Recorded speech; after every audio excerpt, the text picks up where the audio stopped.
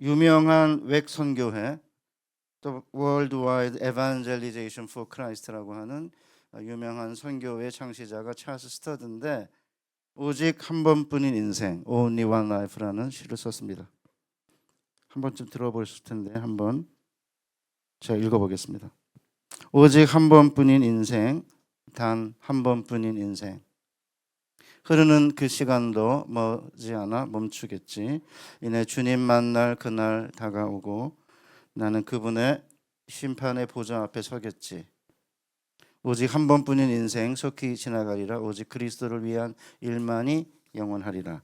그냥 들으면 그렇겠지라고 생각할 수 있는데, 실제로 이 찰스 스터드는 대단한 사람이에요. 1860년 영국의 부유한 가정에서 태어나가지고 명문 이튼 고등학교하고 케임브리지 대학을 졸업했으니까 완전히 인류 코스를 밟았죠. 그리고는 당시 영국의 가장 인기 있는 운동이 크리켓 운동인데, 크리켓 운동의 국가대표 주장이었습니다. 영연방들이 모여갖고 대회를 하면 맨날 호주한테 깨졌는데, 이 찰스 스터드가 주장일 때 호주를 이기고 우승했습니다.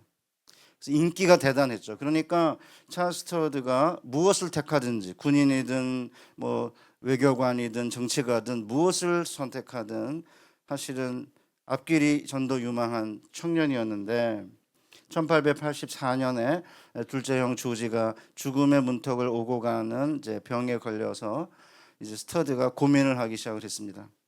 그러는 가운데 100만 명을 전도한 것으로 알려진 시카고의 부흥운동의 주인공인 D.L. 무디 목사님이 영국에 집회를 하게 됐는데, 그 집회에 참석하면서 위에서 바람이 계속 나오는데 어떻게 좀, 제가 68세라 찬바람을 쐬면 뼈가 아파갖고 죄송합니다. 집회에 참석했을 뿐만 아니라 이제 아버지가 D.L. 무디를 집안으로 초대를 해서 자녀들을 만나게 한 거예요. 그래서 이제 예수를 받아들이고 회심하게 됩니다. D.L. 무디 목사는 초등학교도 졸업하지 못했다는 학력의 소유자인데, 영국 최고의 명문 엘리트 출신인 스터드가 초등학교도 나오지 않은 무디 목사의 복음에 회심했다는 사실은 정말 감격적이지 않아요? 그리고는 이제 모친의 반대에도 불구하고 아버지가 돌아가셨는데 유산을 전부 이렇게 조지 밀러 고아원 같은데 아니면 중국 내지 선교회에 이렇게 기부하고 중국 내지 선교회 선교사로 떠났습니다. 이제 거기서 이제 구세군 출신 선교사인 브리스길라 스튜어트와 만나서 결혼해서 딸을 넷을 낳았습니다. 모두 중국식으로 이렇게 양육하면서 주로 아편 중독자 그런 자들에게 복음을 전하다가 7년 동안 800명을 이제 복음화하는 결실을 거뒀는데, 10년 만에 이제 몸이 악화돼 가지고 다시 영국으로 1894년 돌아왔습니다. 그러다가 또 다시 이제 아버지가 인도에서 돈을 벌었기 때문에 인도의 복음을 전하라는 유언을 받아들여서 인도 선교사로 떠났다가 또 다시 이제 건강이 악화돼서 6년 만에 본국으로 돌아왔습니다. 이 정도면 충분히 이제 선교하고 헌신한 거 아니에요? 그럼에도 불구하고 아프리카의 식인종들은 그 선교사를 원한다, 이런 벽보를 봐요. 어떤 분이 금을 캐러 중앙아프리카에 오는 사람은 많은데 복음을 전하는 사람 없다는 말을 듣고 이제 충격을 받아가지고 의사가 반대하는데 50세에 1913년 아프리카 콩고로 선교를 떠나서 18년 만에, 아내도 오지 말라고 당신은 모금하라 이러고는 아내 거의 못 만나고 18년 복음을 전하다 1931년에 소천했습니다. 사실은 그런 사람이 한 말이죠. 오직 한 번뿐인 인생 속히 지나가리라. 오직 그리스도를 위한 일만이 영원하리라. 그런데 자기가 한 일을 희생이라고 생각하지 않았다 그래요. 만일 예수 그리스도가 하나님이시고 그분이 나를 위해 죽으셨다면 내가 어떤 희생을 한들 그것을 내가 할 수 없는 희생이라고 할 수 없다. 사실 우리는 어떤가요?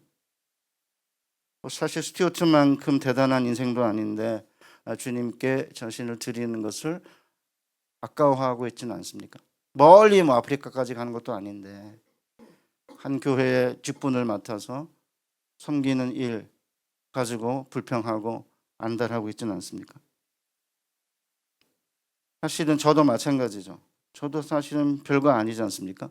집안이 좋은 것도 아니고 뭐 사실은 명문 뭐 대학 출신도 아니고 뭐 키도 크고 훈남도 아니고 그럼에도 불구하고 오랜 동안 사실은 목사가 되는 거 원하지 않았습니다. 수원에 있는 조그만 교회는 아니군요. 한 당시 한 7, 800 되는 교회였는데 목사님이 안 계셔가지고 한 1년 설교한 적이 있었습니다. 한 3개월쯤 지나니까 권사님들이 말씀들을 잘하는 권사님들이 제 아내를 데리고 여기 의왕의 백운 호수인가 거기에 무슨 한정식집에 데리고 나오라고 그러더라고요. 아내를. 그래서 이제 갔습니다.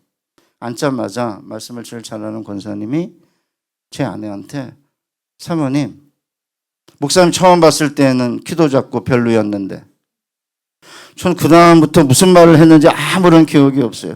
그 다음에 뭐 설교가 어떻고 좋고 뭐 그런 얘기가 뒤에 칭찬이 붙어 있는데 키도 작고 별로였는데서 딱 멈췄어요. 무슨 음식을 먹었는지 지금도 기억이 안 나고 무슨 대화를 했는지 기억이 안 납니다. 이제 집으로 돌아오다가 이제 아내한테 여보 나 별로야 이렇게 하니까 아내가 남자가 그만큼 생겼으면 됐지 뭘 더 바래? 별로라는 거잖아요. 이제 의지할 거는 딸밖에 없는 거예요. 그래가지고 딸에게 전화를 해서 대학원 다니는 딸인데 그냥 무작정 전화를 했어요. 받자마자 제가 야 아빠 별로냐 이러니까 아빠 인상은 괜찮지 별로라는 거잖아요. 위로를 받지 못했어요. 그리고 한 몇 달 지났는데 갑자기 그 권사님이 1부랑 2부 사이에 이제 장로님들 방에서 이렇게 앉아 있었는데 갑자기 이제 문 밖에서 쭈삣쭈삣 안을 들여다보는 거예요. 그래서 권사님 하실 말씀 하세요. 그러니까 목사님 제가 학교에서 그때 조금 어려움을 당하고 있었는데 학교에서 순환당하지 마시고 우리 교회 오세요. 목사 총빙하는 중인데 갑자기. 그래서 제가 저 별로라며요. 저 겉으로 보기에 불빛 받고 서 있으니까 인자해 보이지만 아닙니다. 성격 좀 안 좋습니다. 농담 삼아 했는데 그 다음부터 그 권사님 제 곁에 다가오지 않으세요. 그러니까 교회도 똑같이 인물을 보는구나 그런 생각을 그때 확실하게 했죠. 그러니까 사실 별거 아닌데 중학교 3학년 때 등록금 못내 휴학한 가운데 산에 권사님들 따라 산기도 하다가 목사 되겠다고 서원을 하고는 그 후로 목사 되는 거 엄청 힘들어했습니다. 그리고는 이제 뭐 재수하고 원하는 대학을 가려고 했는데 결국은 뜻을 이루지 못하고는 이렇게 하다가는 죽겠구나 이런 두려움 끝에 그냥 밀려서 신학대학교로 들어간 것입니다. 우여곡절 끝에 이제 끝내는 목사가 되고 이제 31년을 신학교에서 학생들 가르치다가 작년 2월에 은퇴하고 지금은 부산 수영로교회 협동 목사로 있습니다. 가끔 이렇게 지난 세월을 돌아보고 제 인생을 바라보면 남은 인생을 바라보면 내 삶에서 영원히 남을 게 뭔가 그런 질문을 하지 않을 수가 없습니다. 한 번뿐인 인생 나는 그리스도를 위해 무슨 일을 했나? 내가 무슨 학위가 있든 내가 무슨 신분으로 살았든 내가 책을 몇 권을 썼든 제가 얼마나 알려줬든 상관없어요. 오직 그리스도를 위해 일한 것만이 영원한 거죠. 여러분도 마찬가지 아닙니까? 오직 그리스도를 위해 한 일만이 영원하다면 그리스도를 위한 일이 뭘까? 뭐 엄청나게 뭐 거창한 일을 이야기하는 게 아니거든요. 왜냐하면 오늘 본문에 뭐라고 되어 있냐면 사실은 너희는 왕 같은 제사장들이라 이렇게 되어 있거든요. 그러니까 왕 같은 제사장으로 사는 게 그리스도를 위한 일인 거죠. 자, 그러면 왕 같은 제사장이라는 게 과연 뭘까? 이게 왕하고 제사장을 붙여놨는데 좋은 거 두 개 다 붙여놨지 않습니까? 왕 같은 제사장 이렇게 하니까 이게 로얄 영어로 로얄 프리스트후드 이래가지고 제사장인데 왕 같다 이렇게 수식하는 것처럼 오해하기 쉬워요. 그러니까 이제 탁월한 제사장, 뭐 왕에게 속한 제사장 이렇게 오해하기 쉬운데 왕 같은 제사장이란 말은 두 개의 단어를 그냥 연결한 거예요. 요한계시록 1장 5절 6절에 하나님을 위하여 우리를 나라와 제사장으로 삼으신 그에게 영광과 능력이 세세토록 있기를 원하노라. 나라와 제사장이잖아요. 나라란 말이 좀 웃기긴 한데 한글로 잘 이해가 안 되잖아요. 킹덤인데 킹이 모인 거죠. 그러니까 여러분 보세요. 하나님께서 이스라엘을 애굽에서 구원해 내신 다음에 너희는 제사장 나라 이렇게 돼 있잖아요. 제사장들이 모인 나라가 이스라엘인 거고, 그러니까 하나하나가 제사장이 아니, 우리가 이제 제사장이라고 그럴 때 하나하나 우리가 제사장이란 말이 아니고 먼저 제사장 나라가 먼저인 거예요. 그러니까 의왕 우리 교회는 제사장 나라인 거죠. 제사장들의 모임인 거예요. 그러니까 개인이 나는 제사장이니까, 이제 저 좀 이따 얘기하겠지만 제사장이니까 나는 다른 사람 도움 없이 혼자 하나님께 나아갈 수 있다. 다른 사람 도움 없이 혼자 예배할 수 있다. 그러니까 이제 가나안 성도 이런 게 뭐예요? 나 가나안 성도라고 이름 붙인 사람들이 사실은 의도는 그런 게 아닌데 굉장히 심각한 오류를 저지른 게 뭐냐면 10년 동안 교회를 안 다니는데 그리스도인의 정체성을 유지하는 사람을 가나안 성도라고 부르기 시작했거든요. 한 10년 동안 교회를 안 나가는데 어떻게 그리스도인의 정체성을 유지하죠? 그러니까 제사장 나라로 먼저 복수로 부른 다음에 집단으로 부른 다음에 그 안에서 개인이 제사장이라는 사실을 이해하지 못하니까 아니 교회도 안 나가고 예배도 안 드리고 혼자 있는데 10년 동안 그것도 어떻게 이게 그리스도인이죠? 뭐 제가 시간이 없기 때문에 그 긴 얘기 못 하고요. 계시록 20장 6절에 그들이 하나님과 그리스도의 제사장이 되어 하나님과 그리스도의 제사장이 되어 1000년 동안 그리스도와 더불어 왕 노릇하여, 그러니까 우리를 왕과 제사장으로 불렀다는 거예요. 그러니까 왕과 제사장으로 불렀다는 것은 우리의 신분이 이중 신분이라는 거예요. 영어로 말하면 듀얼 멤버십이에요. 우리 멤버십이 하나는 선지자는 없어요. 여러분 오해하시면 안 돼요.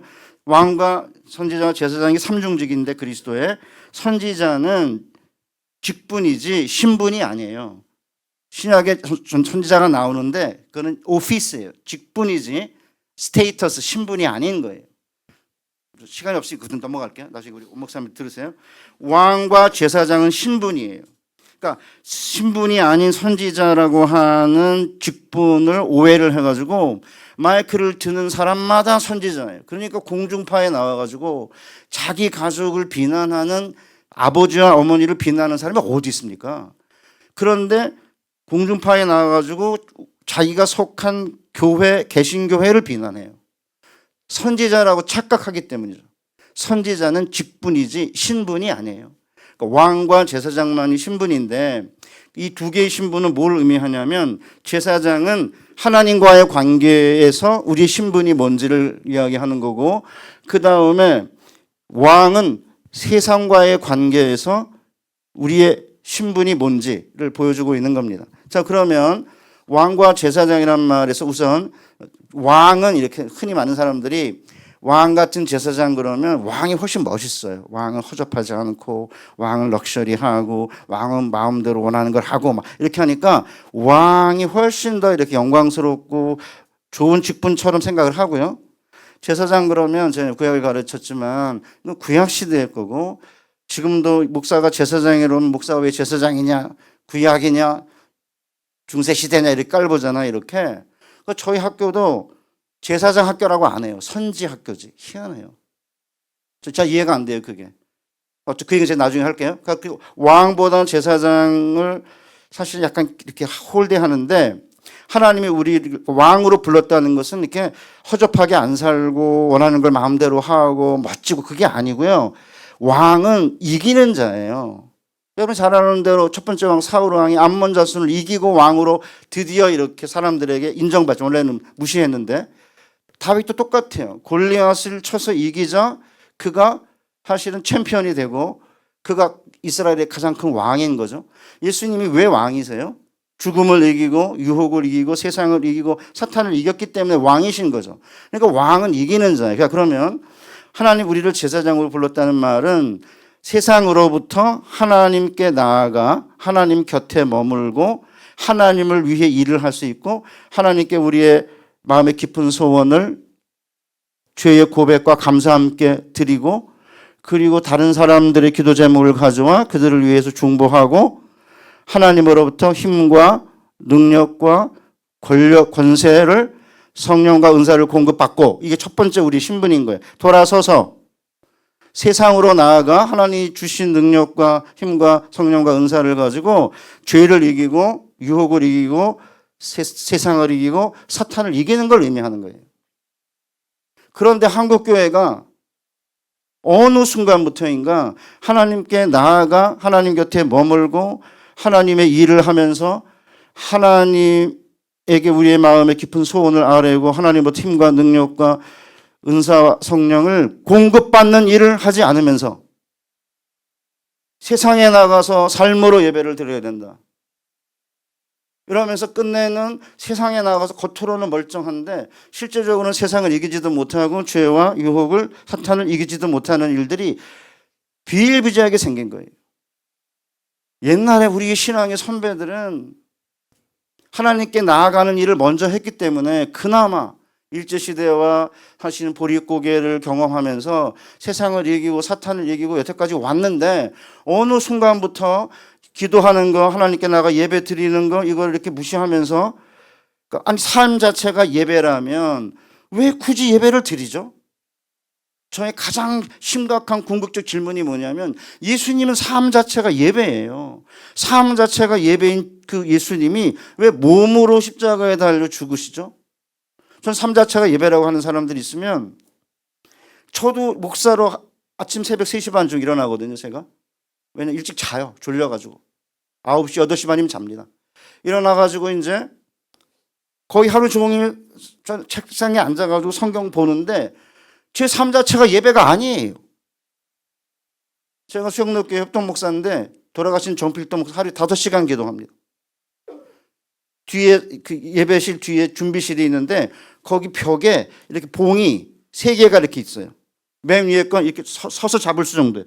목사님이 저 정도 키가 크니까 여기 잡고 기도하다가 힘들면 그 밑에 잡고 요 정도에서 잡고 기도하다가 맨 밑에는 이렇게 꿇어 앉은 자세에서 딱 위치해 있어요, 이 봉이. 나중에 집에서 이제 기도하려고 철봉처럼 만들어가지고 위에서 끈이 2개 나와서 이렇게 버스, 지하철관에 있는 손잡이처럼 이렇게 잡고 의자에 앉아서 기도해. 5시간을 했다 그래요. 그래서 이제 부목사들이 5시간 또 도대체 뭘 하십니까? 이렇게 물었다고 그래요. 무슨 기도 하십니까? 3시간은 나를 위해 기도해.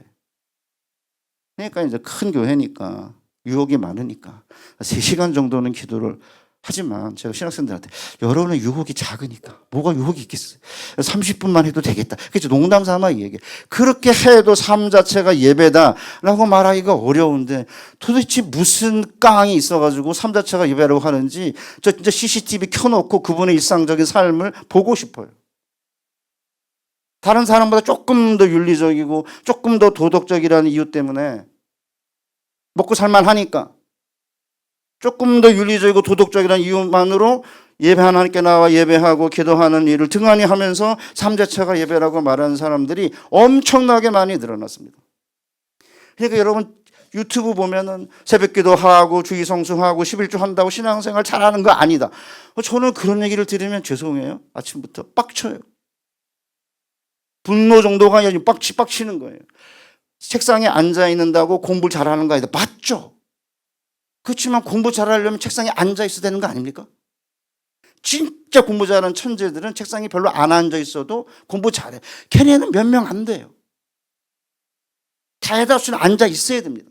그러니까 당연히 해야 될 일을 하게 하고 그 다음에 열심히 새벽기도 하고 주의 성수하고 11조 한다고 해도 신앙생활에 조금 약간 어려움이 있는 부분이 있으면 아니 그분들은 잘하면 좋겠다 이렇게 하면 되는데 아니 그냥 처음 기초부터 무너뜨리는 거예요. 난 진짜 그분들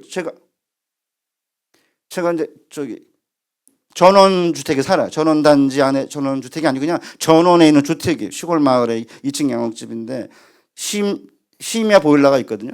그거 고치러 어떤 분이 오셨어요. 그래서 제가 이제 그 지하에 있는데 옆에 가서 뭐 커피 타다 주고 그 다음에 과일 같은 것도 깎아서 두고 제가 옆에서 이렇게 말동무를 해줘요. 왜냐면 어떻게 뭘 고치는지를 제가 봐야 나중에 문제가 생겨도 제가 이해를 할 수 있으니까.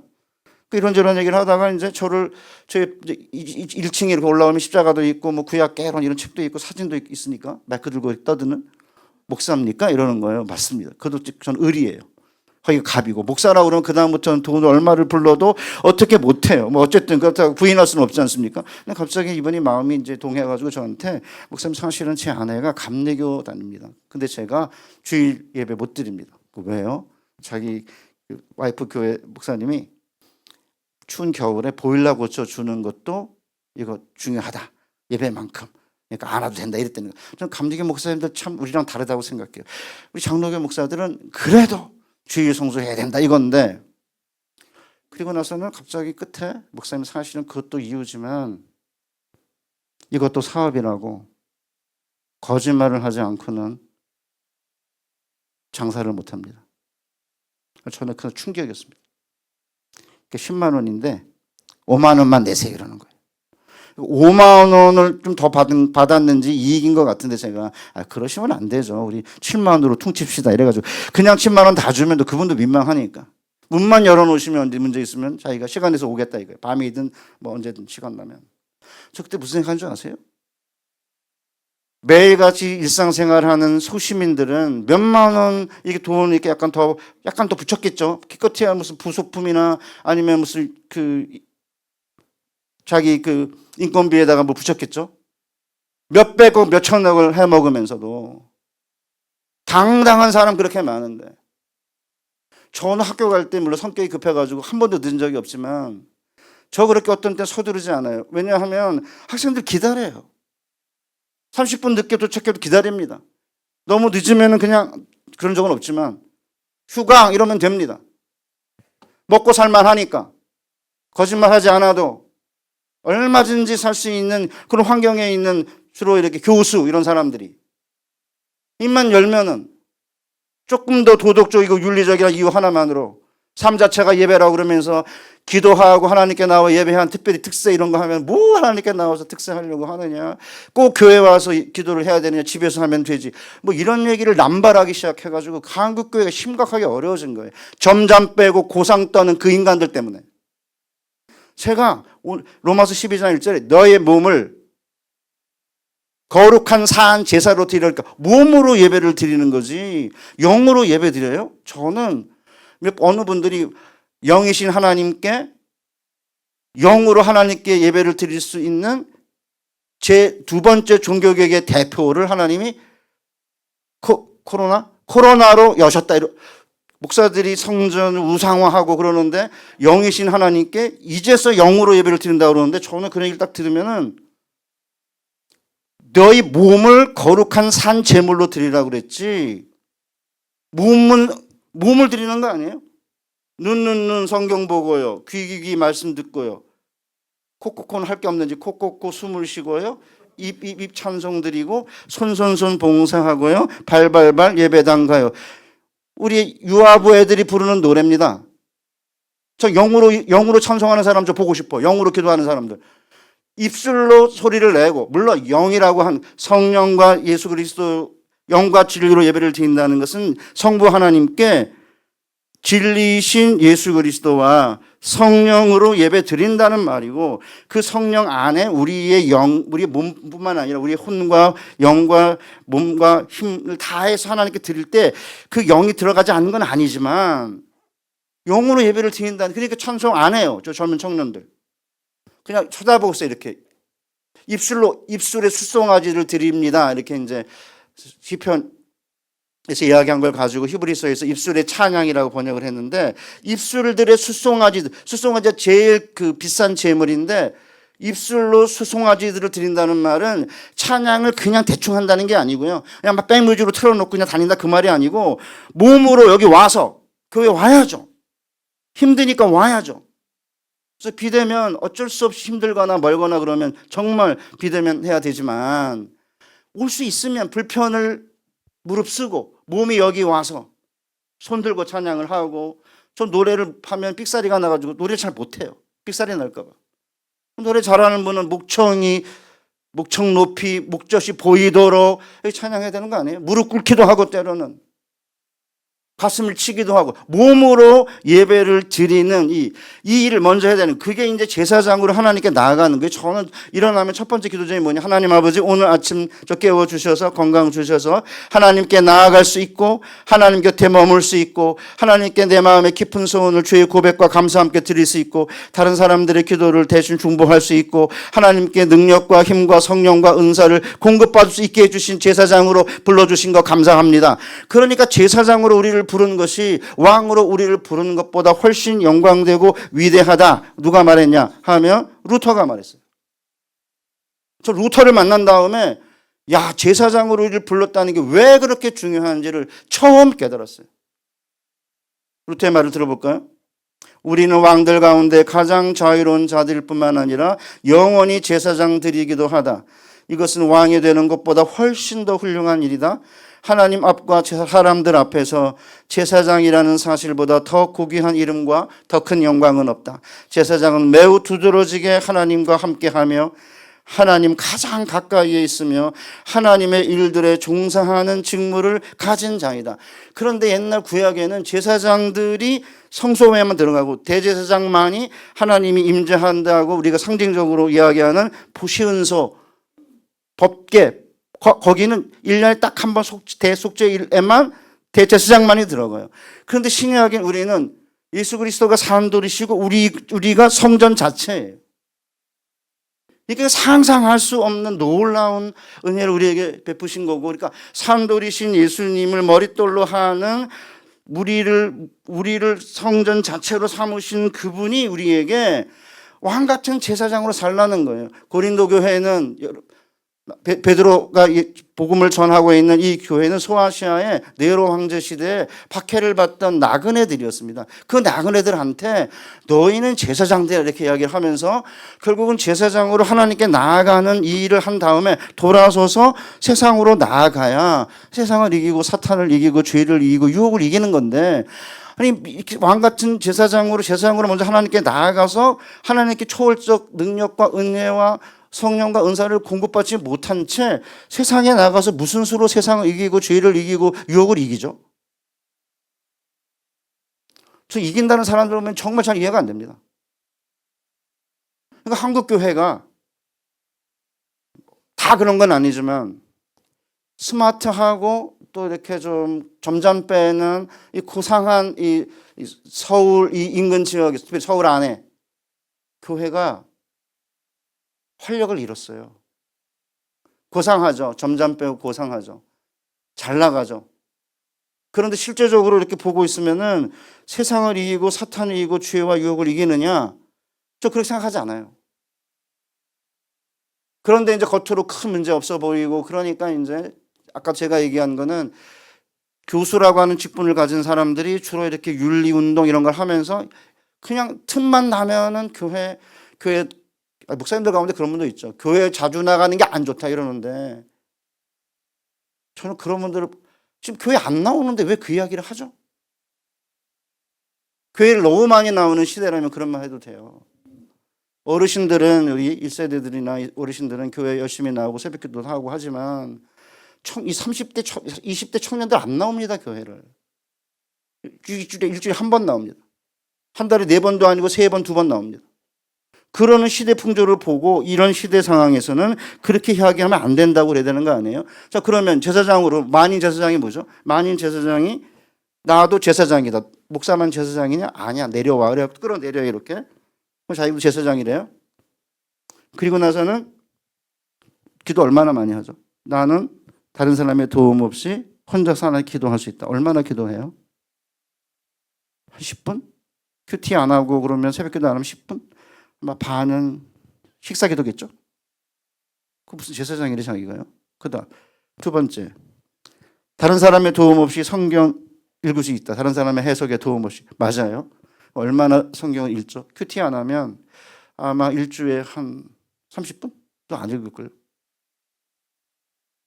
SNS가 발달돼가지고 주 5일째 근무가 시작되면서 신문 보는 게 5분이라 그러거든요. 성경 안 봐요. 자기가 독자 성경 해석할 수 있다며요. 그 다음에 다른 사람 도움 없이, 제사장 도움 없이 하나님께 예배할 수 있다. 그럼 몇 분 예배하죠? 옛날에는 주일 오전, 주일 오후, 수요일, 금요일 이렇게 보통 4번 정도 드렸거든요. 한 번밖에 안 드리잖아요. 그게 무슨 제사장이니까 목사가 제사장으로 오면 구약 시대냐, 이 중세냐를 끌어내려 이렇게. 자기도 제사장 노릇을 안 해요. 그럼 뭐죠? 만인 제사장이 아니라 만인 비제사장이에요. 저는 한국 교회가 만인 비제사장이 되었다고 생각해요. 그럼 제사장이 뭐냐? 만인 제사장이 다른 사람의 도움 없이 나 혼자 하나님께 나아갈 수 있다 맞아요. 그 점도 있지만 동시에 만인이 만인에게 제사장 노릇을 해야 된다. 이게 만인 제사장 이론의 핵심인 거예요. 그러니까 개인적으로 만났을 때는 얼마든지 다른 사람에게 제사장으로 말씀을 전하고 권면하고 때로는 도전할 수 있는 거죠. 남편이 아내에게 가정에서 제사장 노릇 할 수 있고요. 설교할 수 있죠. 아내가 남편에게 할 수 있고요. 부모가 자녀가 부모에게 할 수 있어요. 제 애들이 아빠, 엄마한테 잘해. 설교해, 걔네들이 나한테 하는. 알지도 못하면서 내가 잘하고 있는데 뭘 알지도 못하면서 그러냐 이러면서 애들이 볼 때 내가 아내에게 잘 못하는 거구나. 그래서 설교하는 거 아닙니까? 교회에서 우리 성도님들이 장로님들한테 장로님들 제발 좀 제대로 하세요 이렇게 하면 이거 설교구나 나한테 할 수 있는 거죠. 아내가 저한테 당신은 신학교에서 가르치는 게 버릇이 돼가지고 집에서도 설교를 해요 이러더라고요. 어느 날. 그거 제가 그랬죠. 루터가 뭐라고 그랬는지 알아요? 가정에서는 아내가 남편에게, 남편이 아내에게 설교하라고 했으니까 당신도 나한테 설교하면 된다. 뭐라고 그러냐. 루터 아내가 어느 날 상복 입고 나타났잖아요. 내가 아는 한 죽은 사람이 없는데 왜 당신 상복 입고 왔어? 그러니까 루터가 아내가 뭐라고 그래? 카테리나 폰 보란데 내가 당신 요새 하는 걸 보니까 루터가 섬기는 하나님은 죽었어. 정신이 번쩍 나죠. 아내가 저한테 제 하는 거 다 보고 있으니까 당신 요새 보니까 기도 안 하는 것 같아. 이거 완전히 엄청난 폭탄 설교 아닙니까? 그래서 그러니까 하나님의 나라 본향으로 가는 길에 만인이 만인에게 제사장 노릇을 해야 제가 하나님 나라까지 갈 수 있다는 거예요. 제가 하나님 나라까지 가는 길에 수많은 목사님들, 많은 전도사님들, 중고등학교, 초등부 때 교사들, 대학교에서의 선생님들, 그리고 내가 만나는 친구들, 지금도 계속해서 듣고 있는 여러 목사님들, 설교들, 그 사람들이 제사장 노릇을 저에게 해줬기 때문에 제가 하나님 나라에 도달할 수 있는 거지. 지금 무슨 중불난 존재라고 10년 동안 교회를 안 다니면서도 그리스도인의 정체성을 유지한다? 이거를 안 나가. 거꾸로 해가지고 가나안 성도라고 그러면서 교회가 쫓아냈다 뭐 이러는데 그럼 거기가 가나안 성도는 우리는 뭐예요? 안 나가. 원래 함석헌 씨가 교회를 안 나간다고 버티는 사람들이 문제다. 그 쫓아낸다 이런 거예요. 그 안 나가는 교회에 자리를 잡고 있는 인간들이 안 나가. 이래가지고 안 나가를 했는데 그걸 또 가나안이라고 함석헌이가 얘기하니까 이거를 뒤에 이제 몇 사람이 받아가지고 이제 가나안 성도라 그러면서 교회가 쫓아냈다. 교회가 쫓아낸 것도 쫓아냈나요 언제? 속으로 쫓아냈나? 나오지 말라고 막은 적은 없잖아요. 그러니까 저는 우리 사랑하는 성도 여러분, 먼저 하나님께 나아가 하나님 곁에 머물고 하나님 가까이에 있고 하나님께 내 마음의 깊은 소원과 죄의 고백을 담아 하나님께 기도하고 다른 사람의 기도 제목을 가지고 중보하고 교회를 위해 목회자를 위해 기도하고 학교 또 이렇게 인수하셨으니까 장난 아니에요. 저 학교 31년 있었는데요. 학교 꼴통 보수의 온상이에요. 교육계는 원래 그래요. 안 바뀌어요. 그런 이제 학교를 이제 여러분이 이제 맡았으니까 기도해야죠. 목사는 얼마나 잘하나 보자 이렇게 팔짱 끼고 보시면 안 되고 여러분들이 제사장인데 제사장들이 모였을 때 교회로 말씀을 선포하고 권징을 행사하고 그다음에 성례를 누가 집행할 거냐 해서 이제 목사님을 모신 거죠 이렇게. 그래서 위임한 거죠 권한을. 제사장들이 모였을 때 위임한 거예요 이렇게. 그럼 위임된 권한을 가지고 이제 목사님이 교회를 당회와 함께 충직자들과 함께 이끌고 가는 거 아닙니까?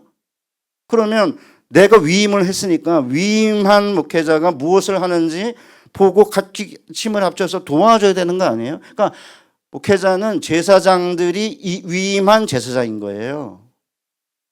그런 면에서 이제 우리 교회 우리 성도님들이 제사장 역할을 먼저 잘 감당해서 힘들죠. 새벽기도 나오는 거 보통 힘든 게 아닙니다.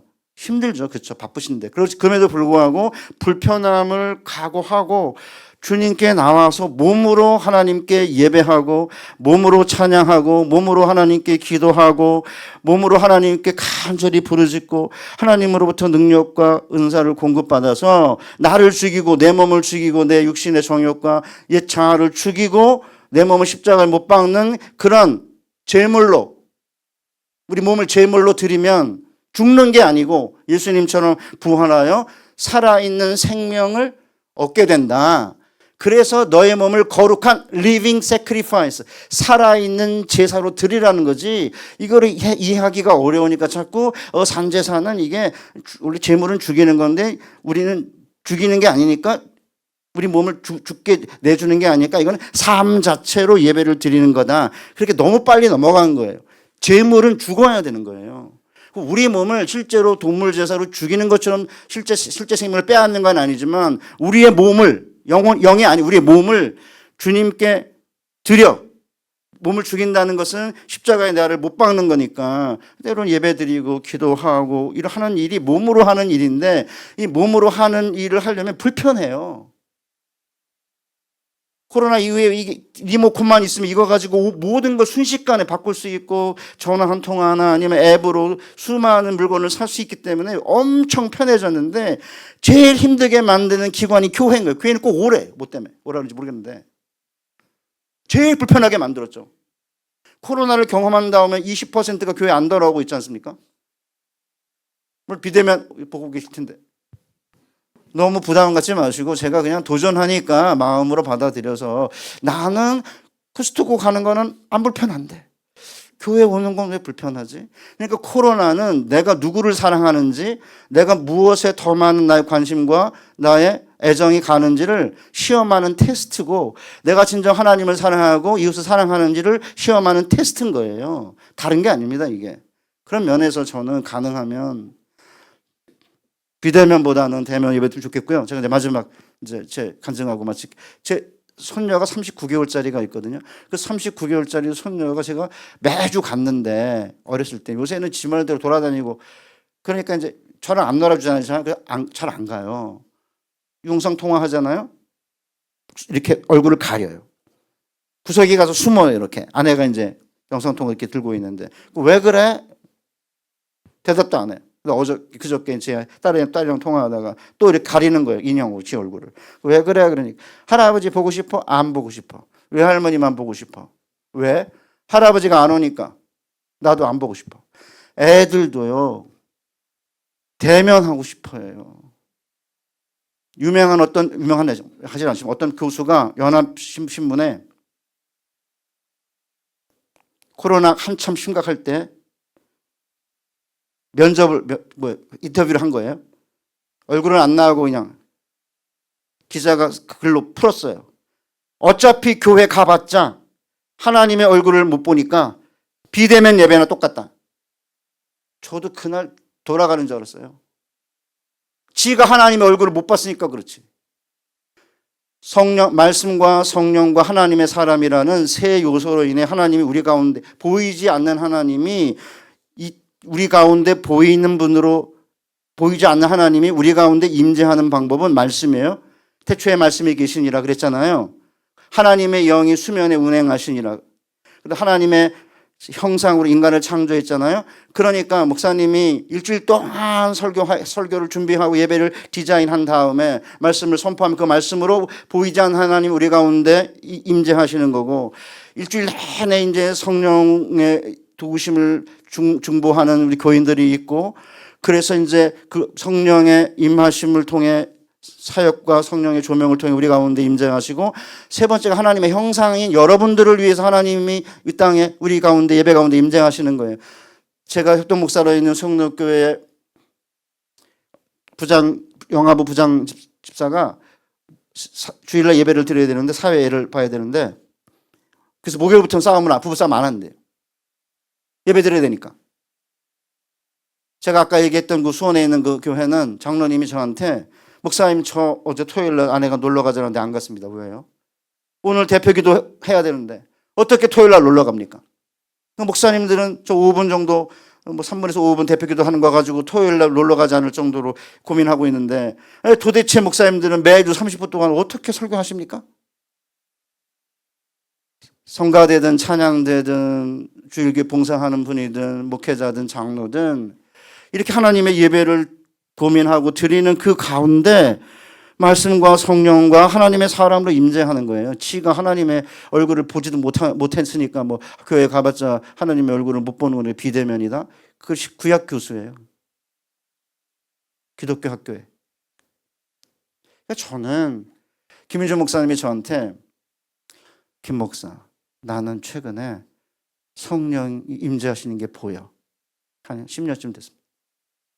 전 그게 가시적으로 보인다는 게 아니라 하나님의 백성들의 모습에서 흉노교회에 가서 보면요, 요 앞에 한 둘째, 셋째 줄까지 앉아서 예배드리는 사람을 보면 온 몸으로 하나님 찬양하고 기도하고 하나님 말씀 받는 모습이 너무 아름다워요. 온 몸에 그 간절함이 꽉 차 있어요. 제가 은혜를 받아요. 오히려 그런 하나님의 백성들이 있고 말씀이 선포되고 성령이 임재하신다면 왜 하나님의 얼굴을 왜 못 보죠? 저는 우리 교회가 정말 제사장으로 하나님께 나아가 하나님 곁에 머물고 하나님의 일을 하면서 예배와 기도에 전무한다면 사도들의 말씀을 듣고 그 다음에 떡을 떼고 교제하며 기도에 전혀 힘쓰니라. 이 네 가지 초대교회가 했던 일들을 잘 본받아서 제사장으로 하나님께 나아가 말씀을 듣고 교제하고 떡을 떼고 기도한 다음에 돌아서서 세상에 나가서 사탄과 죄와 유혹을 이기고 승리하니까 그 초대교회는 힘을 얻고 하나님의 백성들이 드러나게 된 것입니다. 그동안 우리 교회가 제사장으로서의 역할을 잘 감당하는 우리 오 목사님과 함께 그래서 학교를 잘 기독교 미션 스쿨로 잘 운영해내고 여러분들은 하나님께서 주신 은혜와 능력을 공급받아 세상에서 왕처럼 승리하는 여러분 되시기를 주님의 이름으로 축복합니다. 하나님 아버지 감사합니다. 우리에게 주신 이 놀라운 비전의 말씀을 가슴에 깊이 새기고 세상을 이길 수 있는 유일한 능력은 하나님께 나아가 제사장으로 하나님 곁에 머물며 하나님께 간구하는 것임을 깊이 깨닫고 제사장으로서의 역할을 먼저 잘 감당해낸 다음에 세상에 나가서 승리하는 자들이 되게 하여 주시옵소서. 예수님의 거룩하신 이름으로 기도하옵나이다. 아멘.